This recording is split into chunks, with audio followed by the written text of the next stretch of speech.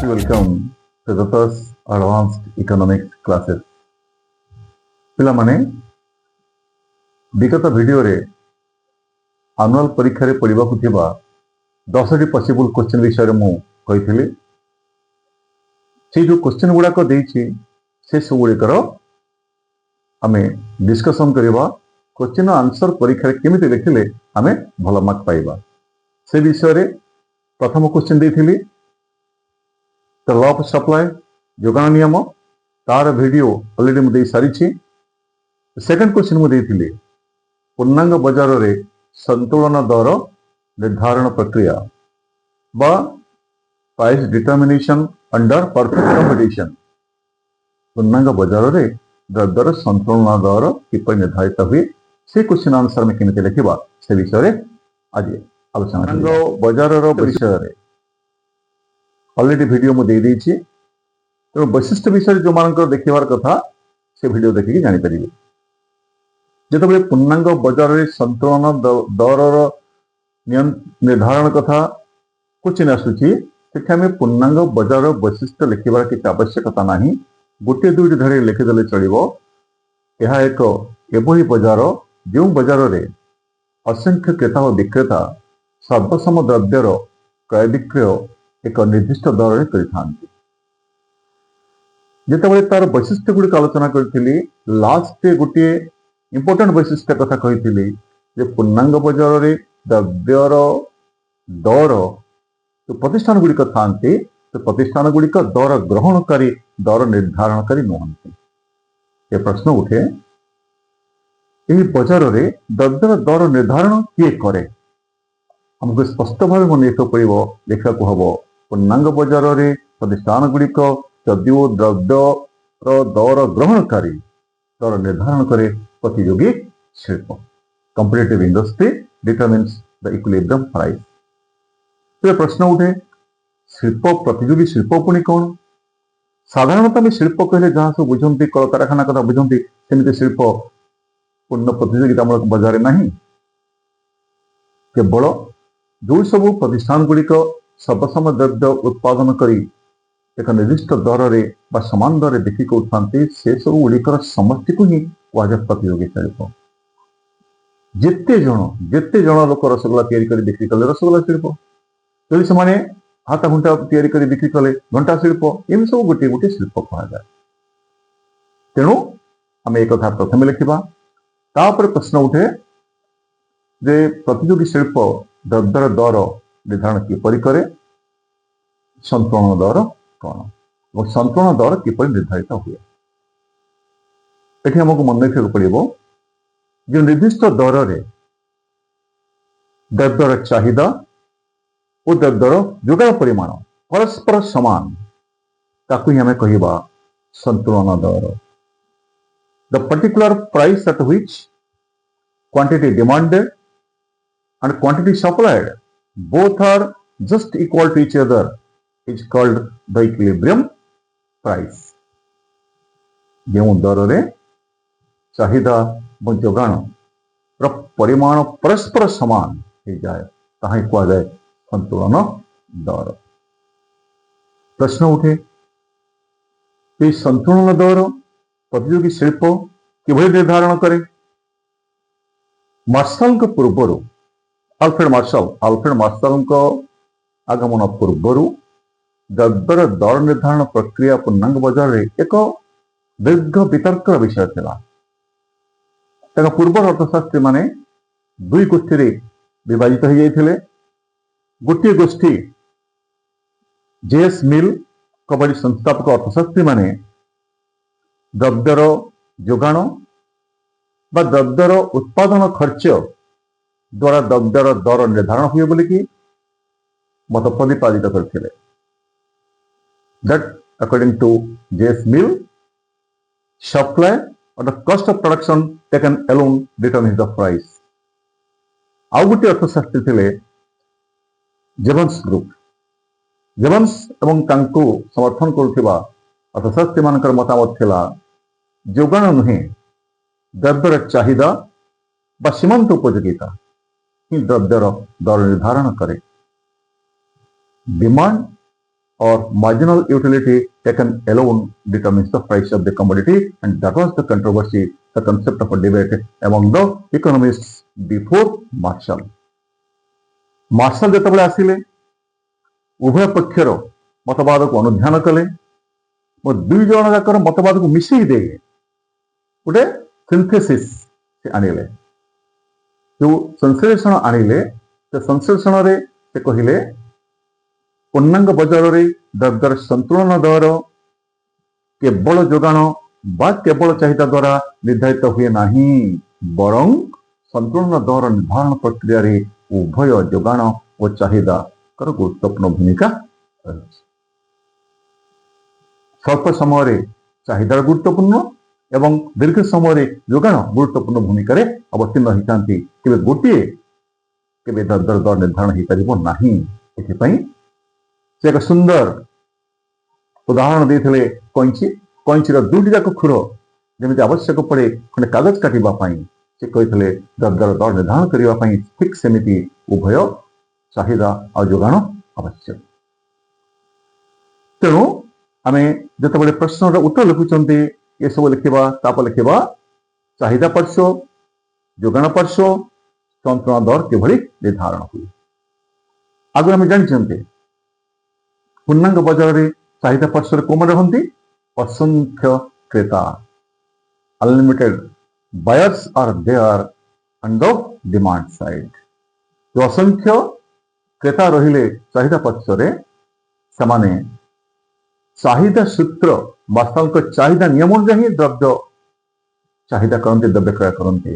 ଅର୍ଥାତ୍ ଦର କମି କମି କମି କମି ଗଲେ ସେମାନେ ଅଧିକ କ୍ରୟ କରନ୍ତି, ଦ୍ରବ୍ୟର ଦର ବଢି ବଢି ଗଲେ ସେମାନେ କମ୍ କ୍ରୟ କରନ୍ତି, ଯୋଉଥିପାଇଁ କି ଚାହିଦା ରେଖା ବାମରୁ ଡାହାଣକୁ ନିମ୍ନଗାମୀ ହୋଇଥାଏ। ଯୋଗାଣ ପାର୍ଶ୍ୱରେ କୋଉମାନେ ରହିଲେ?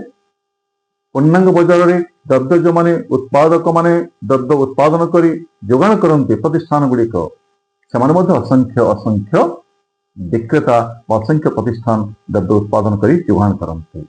ସେମାନେ ଅଧିକ ଲାଭ ପାଇବା ଆଶାରେ ଯୋଗାଣ ନିୟମର ବଶବର୍ତ୍ତୀ ହେଇ ବା ଯୋଗାଣ ନିୟମ ଅନୁଯାୟୀ ହିଁ ଦ୍ରବ୍ୟର ଯୋଗାଣ କରିଥାନ୍ତି। ଅର୍ଥାତ୍ ଦ୍ରବ୍ୟର ଦର ଅଧିକ ହେଲେ ସେମାନେ ଅଧିକ ଯୋଗାଣ କରିବାକୁ, ଦ୍ରବ୍ୟର ଦର କମି କମି ଗଲେ କମ୍ ଯୋଗାଣ କରିବାକୁ ଆଗଭର ହେଇଥାନ୍ତି।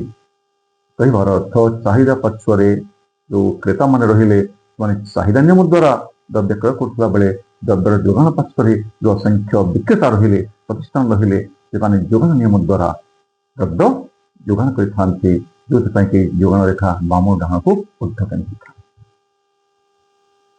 ଯୋଉ ପର୍ଟିକୁଲାର ପ୍ରାଇସରେ ନିର୍ଦ୍ଦିଷ୍ଟ ଦରରେ ଆମର ଚାହିଦାର ପରିମାଣ ଯେତିକି, ଯୋଗାଣର ପରିମାଣ ସେତିକି, ତାକୁ ଆମେ କହିବା ସନ୍ତୁଳନ ଦର। ଗୋଟି ଗୋଟି କରି ପଏଣ୍ଟ କରିକି ଆମେ ଲେଖି ଯିବା, ପାରାଗ୍ରାଫ କରିକି ଲେଖି ଯିବା।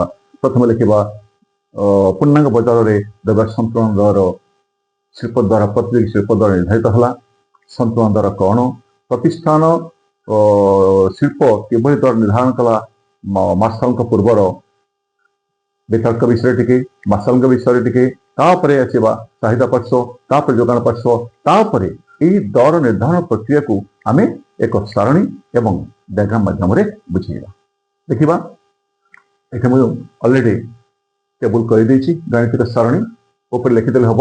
ଦ୍ରବ୍ୟର ଦର ନିର୍ଦ୍ଧାରଣ ସବୁ ଟେବୁଲର ଗୋଟେ ଗୋଟେ ସାରଣୀର ଗୋଟେ ଗୋଟେ ଟାଇଟଲ ଥାଏ, ହେଡିଂ ଥାଏ। ଦର ନିର୍ଦ୍ଧାରଣ, ପ୍ରାଇସ୍ ଡିଟରମିନେସନ, ଇଂଲିଶ ଗୁଡ଼ା ଲେଖିବେ। ମୁଁ ଇଂଲିଶରେ ଲେଖିଛି, ପିଲାମାନେ ମୋର ଓଡ଼ିଆ ପିଲା ଯୋଉମାନେ ଓଡ଼ିଆ ଲେଖିବେ ଇଂଲିଶ ଲେଖିପାରନ୍ତି ବା ଓଡ଼ିଆ ଲେଖିପାରନ୍ତି। ଦର, ଚାହିଦା, ଯୋଗାଣ। ଯୋଉ ପର୍ଟିକୁଲାର ଯଦି ଆମେ ଦ୍ରବ୍ୟ ନବା ଏଠି ଲେଖି ଦେଇପାରିବା ଆମେ କମଳାର ଦର, କମଳାର ଚାହିଦା, କମଳାର ଯୋଗାଣ। ଯୋଉ ଦର ମୁଁ ନେଇଛି ଦେଖନ୍ତୁ, ଦର ନିଆଯାଇଛି 10, 8, 6, 4, 2। ମିନିମମ୍ 5ଟା ନିଆଯିବ, ଆଉ ଅଧିକା ନେଲେ ମଧ୍ୟ ଚଳିବ। 5ରୁ କମ୍ ନେଲେ ସେ ସାରଣୀ ଟିକେ ଭଲ ଲାଗେ ନାହିଁ। ନବା ଯେତେବେଳେ ମୁଁ ଦରକୁ କମେଇ କମେଇ କମେଇ କମେଇ ନେଇଛି, ମନେ ରଖିବାକୁ ପଡିବ ସେତେବେଳେ ଆମେ ଚାହିଦାକୁ ବଢେଇ ବଢେଇକି ନବା। ଦର ହ୍ରାସ ପାଇବା ସହିତ ଆମେ କହୁଛନ୍ତି ଯୋଉମାନେ କ୍ରେତା ରହିଲେ ସେମାନେ ଚାହିଦା ନିୟମର ବଶବର୍ତ୍ତୀ ହେଇଥାନ୍ତି।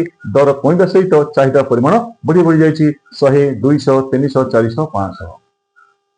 ଯୋଉମାନେ ଯୋଗାଣ ପକ୍ଷ ରହିଲେ ବିକ୍ରେତା ମାନେ, ପ୍ରତିଷ୍ଠାନ ଗୁଡ଼ିକ ଦର ଆଉ ଯୋଗାଣକୁ ରିଲେଟ କରିବା ଆମେ। दर जेहेतु कमी कमी जाइए जोगान परिमाण कमी कमी जाइए बुझा एमती सारणी दर्शा दर ह्रास पाइबा सहित चाहिदा वृद्धि पाई एवं दर ह्रास पाइबा सहित जोगान ह्रास पाई जदि आम देखा प्रथम 10 टंका जदि द्रव्यर दाम 10 टंका अच्छी आम मार्केट जो मैंने किणवा जाऊँच आमर डिमांड हूँ 100 चाहिदा कर 100 विक्रेता मान पाखे अच्छी के जिन 500 ताल आम चाहूँ किणवा अल्प विक्रेता मान पाखे अच्छी अधिका द्रव्य ऑटोमेटिकली कौन हुए से सिचुएशन कहुए एक्सेस सप्लाय जोगान अधिक हेले कौन हम ना दर कम टिके दर कमिला 10 रु 8 को आम माने जो माने क्रेता मान चाहिए आम 200 किणवा विक्रेता मान चाहिए जे दर जेहेतु कमिगलानी लाभांश कमिज से जोगे परिमाण कमीदेले 400 ये सिचुएशन में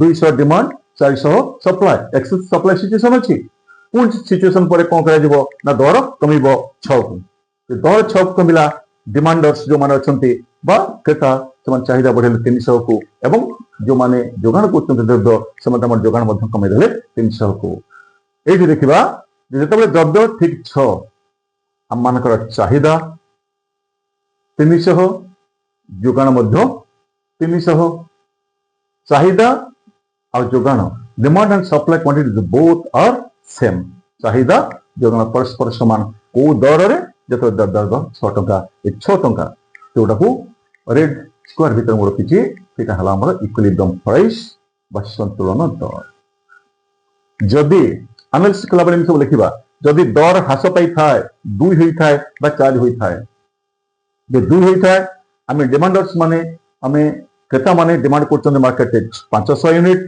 मात्र बजार मिलती अवेलेबल केते 100 एक्सेस डिमांड सिचुएशन हम चाहिदार आधिक्य हम चाहिदा अधिक अधिक रही तेणु दर वृद्धि पाइब दर 4 है आम टे कमीदेले आमर आम चाहिदा कमीदेले 500 रु 400 को सप्लायर्स मान 100 200 को चाहिदा दर बढ़ी बढ़ी गला ना जोगान बढ़े 200 को तथापि 400 200 सिचुएशन आमर अधिक चाहिदा सिचुएशन अच्छी पुणी दर वृद्धि पाइब 6 को तेणु 6 व्यतीत अन्य जेकोसी दर जदि हुए ताहले ताकू आमे संतुलन दर कहि परिबा नहीं मार्केट इक्विलिब्रियम रे संतुलन अवस्था रे नहीं बोली कहिबा इठु ऊपर को 300 ऊपर टाना कहिबा जोगान अधिक ए सिचुएशन में चाहिदा अधिक जोगान दर अधिक हला दर कौन हला 108 देई 6 को आसिला कमी गला 6 को आसिला जदि बाजार दर कम अच्छी 2 4 बढ़ी बढ़ी बढ़ी बढ़ी 6 रे पहुंचला एवं 6 टंका जदि गोटे प्रति दर हेची चाहिदा जति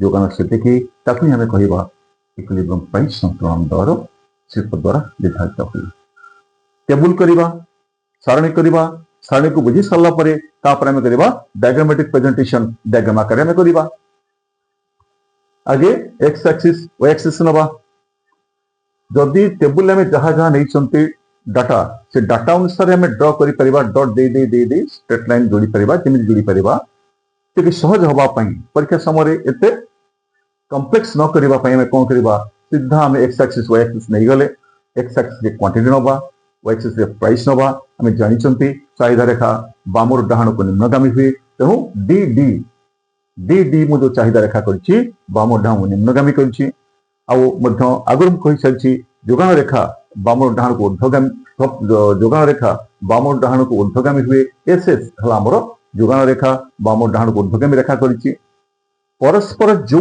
छेद कर ना is the point of equilibrium संतुलन बिंदु अर्थात यही बिंदु रे ही संतुलन घटी यही बिंदु जिते आम प्राइस एक्सिस को वाई एक्सिस दर अक्ष को आम लंब टाणा O P price O P है प्राइस जोटा आम टेबुल 6 टंका तेज ओ पी प्राइस पॉइंट यहाँ कौटी अच्छी डिमांड कर्व पर अच्छी सप्लाई कर्व पर अच्छी because is the intersection point तो पॉइंट ई रो लंब टाणिले क्वांटिटी एक्सिस को परिमाण एक्सिस को परिमाण केते देखिले ओ एम दर जते बड़े ओ पी केवल दर केवल ओ पी एमती देखा पड़ो से चाहिदार परिमाण ओ एम जोगान परिमाण ओ एम ओ पी है संतुलन दर एवं ओ एम है संतुलन परिमाण संतुलन दर निर्धारण प्रक्रिया एखाने बुझेले ता सहित आम बुझे पार जदि ओ पी ठार अधिक दर अच्छी ओ पी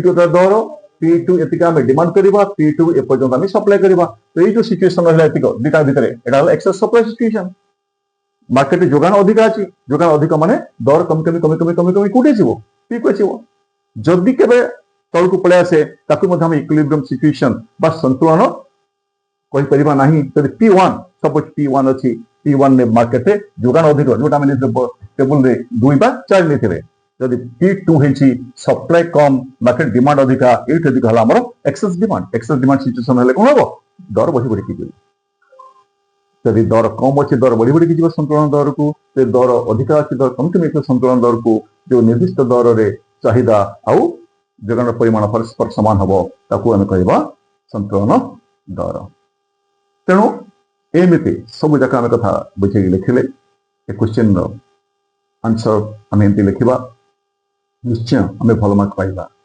एवं मु तो भावी निश्चय एक क्वेश्चन पढ़ा सप्लाई ऑफ सप्लाईटा पढ़ा ता सहित यहाँ पढ़ा तेणु परीक्षा रे जे क्वेश्चन आसिले आम ठीक भाव में डिटेल लिखा we no doubt we will get good marks रही धन्यवाद।